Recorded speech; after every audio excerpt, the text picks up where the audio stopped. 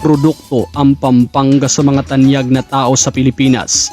May mga dugong Kapampangan tulad ng mga basketballistang sila Japet Aguilar, Arwin Santos, Calvin Abueva, Jason Castro, Ian Sanggalang, Ato Agustin, Nino Canaleta, at ang NBA 2021 Six-Man of the Year na si Jordan Clarkson ay may dugong Kapampangan dahil ito ang hometown ng kanyang ina, ang flip-top MC at tinaguriang Joke King at prinsipe ng ribat na si Joseph Cagasan o mas kilala bilang Sinyo.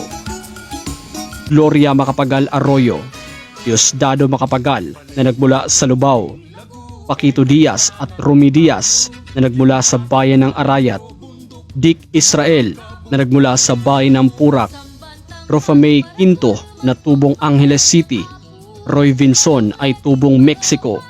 Mga may dugong Kapampangan tulad ni Tanggol na si Coco Martin, Rudy Fernandez, Fernando Po Jr., Lito Lapid, ang King of Comedy na si Dolphy, Vilma Santos, Dante Rivero, Jacqueline Jose, Cara David, Ellen Gamboa, ang batang-bata na si Efren Bata Reyes na legendary sa larong bilyar ay may dugong Kapampangan at iba pang tanyag na mga Kapampangan na tumatak sa iba't ibang larangan ng industriya.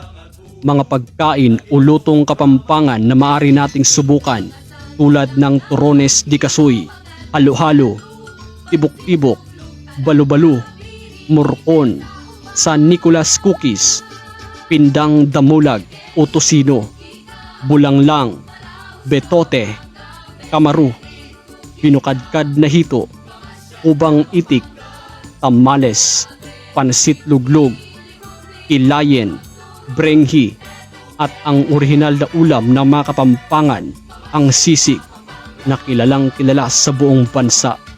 Busog sa kasaysayan, busog sa mga impormasyon at lalong busog sa mga pagkain. Ngayon ay magpakabusog tayo sa mga kaakit-akit na mga tanawin at mga heritage sites na sigurado namang sulit na sulit pag ito'y ating napuntahan tulad ng Mount Arayat, Mount Pinatubo, Miamit Falls, Dinosaurs Island, Clark Safari and Adventure Park, Zucobia Fan Zoo, Nayong Pilipino Clark, Air Force City Park, San Guillermo Church ng Bacolor, Holy Rosary Parish Church, St. James the Apostle Church, at ang Museo ng Angeles. Tanyag ang mga Kapampangan na mahusay sa kusina, mahusay sa iba't ibang larangan sa industriya, kaya mas maraming Kapampangan ang kilala noon at magpahanggang ngayon.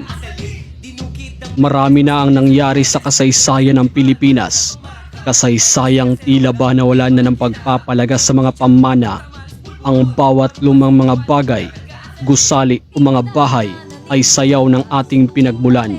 Nakakalungkot lang isipin na nawawala na ng halaga ang mga bagay na konektado sa ating nakaraan.